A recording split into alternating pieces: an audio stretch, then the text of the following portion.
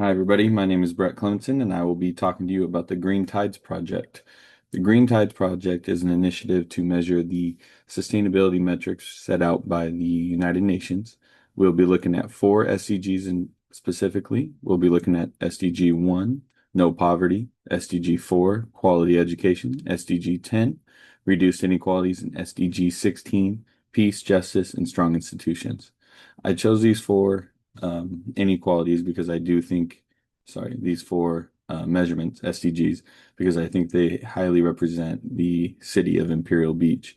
When we did our ethnography analysis, we saw quite a few differences between the two neighborhoods, those living closer to the beach and those living further away from the beach. And so I thought these SDGs would represent this hypothesis we created from the initial research. So, real quickly, some of the goals set out by the United Nations. Goal number one was no poverty. It's to end poverty in all its forms everywhere. Now, that is a pretty high goal, especially by 2030. And I don't think a lot of places around the world are going to meet that goal. But there is some smaller goals that could be reached. Like half its population was a minor goal, things like that. Quality education to ensure inclusive and equitable quality education and promote lifelong learning opportunities for all. And I think this is a very important one for Imperial Beach, and we'll get into that a little bit later. But I think quality education is a separator in society. If you don't have a quality education or equal opportunity educations, you're going to see different groups, whether that's socioeconomic or different races, go up above some of these other ones. Goal 10, reduced inequalities. This kind of encompasses all of the no poverty and quality education. It is reduce inequalities within and among countries. Again, that's for the United Nations. We were looking at Imperial Beach specifically. And then goal 16 was peace, justice, and strong institutions. They said to promote peaceful and inclusive societies for sustainable development, provide access to justice for all, and build effective, accountable, and inclusive institutions at all levels. Now that we have a background of the SCGs we'll be looking at, we can look at our four research questions. What poverty rate is Imperial Beach at, and are they improving in recent years? Is it a lack of quality education that leads to income disparity? Why is Imperial Beach the highest crime rate in San Diego County? And what inequalities does Imperial Beach have throughout its city? So looking at some of the background for Imperial Beach from others doing some literature review, we found some of the hypotheses we created from our ethnography analysis to be true. Now that we've looked at our research questions, we can do some background knowledge on Imperial Beach. Imperial Beach is made up of really two races or ethnicities. It's white, non-Hispanic, white Hispanic, and non-white Hispanic are the three ethnicities that highly or make up most of Imperial Beach. Um, the median property value in Imperial Beach is 811,000 and home ownership rate is 30.7. Now those numbers seem to be pretty good, but I think as we dive into this, we'll be able to see that some of those values are skewed based on the demographics and, as we mentioned earlier, the two different ways of living throughout the city. I'm going to share my screen here so we can look at some of these metrics from the report. So when looking at the no poverty rate, we can see Imperial Beach's poverty rate is 15.3%, San Diego County's is 10.1, and the national average is 11.1.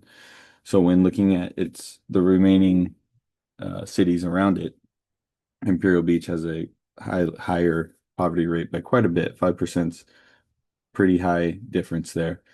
And so that's something that they need to work on drastically. The poverty value in Imperial Beach, however, is decreasing. Besides looking at the past year in 2021, which I believe is a rebound year from COVID, and a lot of government assistance was being given to citizens around the world, around the country. We can see a steady decline there, even going back from 2018 down. That's a pretty sharp negative trend there. Quality of education.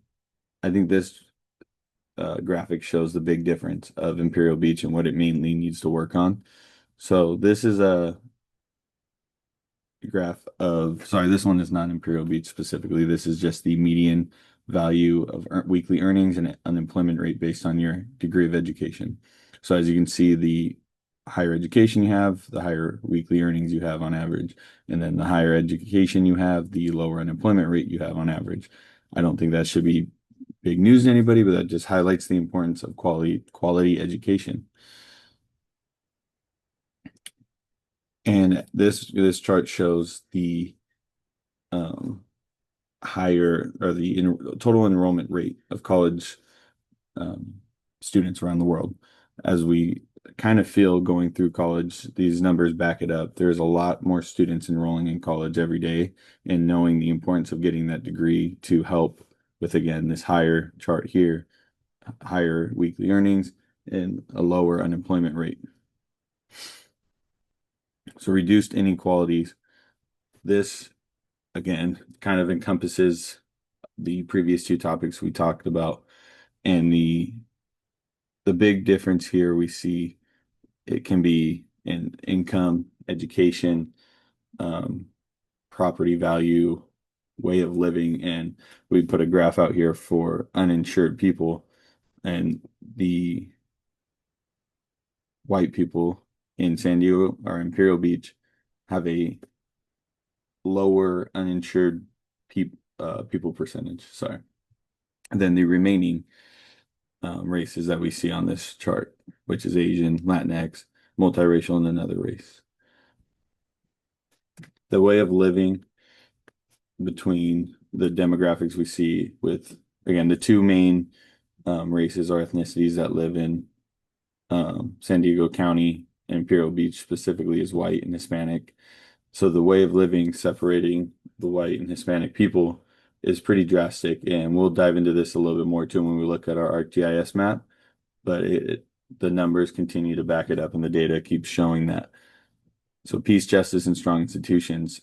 Our original hypothesis, we did some research and saw that it had a high crime rate, or one of the highest crime rates in San Diego County. Now, when we did more research, this did not back that up. It still is relatively high, but pretty much on average with the remaining San Diego County. So I don't think it was too drastic enough to talk about as an improvement, and more of a, of course, there's always room for improvement, but they do a pretty good job with their crime rate right now. So that was something from our ethnography analysis and our initial research that we got wrong. And so I wanted to highlight that, but we don't need to talk about it too much more. So now we will dive into the ArcGIS map. And see, looking at our ArcGIS dashboard here, we can see the largest ethnic groups, as we previously stated, in Imperial Beach are not Hispanic white and Hispanic whites. And then the non-white Hispanic, which this data didn't have that ability to show, so I didn't love that. But we have it somewhere else in the chart as well. So the average income by race, we can see the difference here is white, Asian, which again, Asian does not have a high population in Imperial Beach. So even though their average income is relatively high, there's not many there. So it's hard to determine whether that's a few outliers, etc.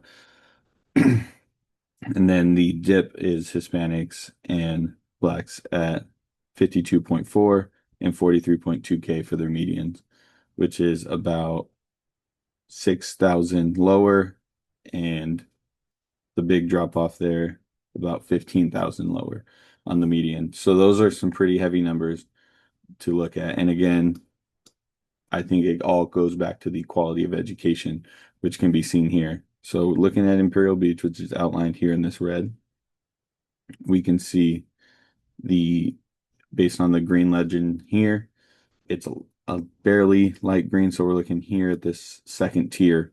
But when we zoom in, we can see it's even different based on the city outline here.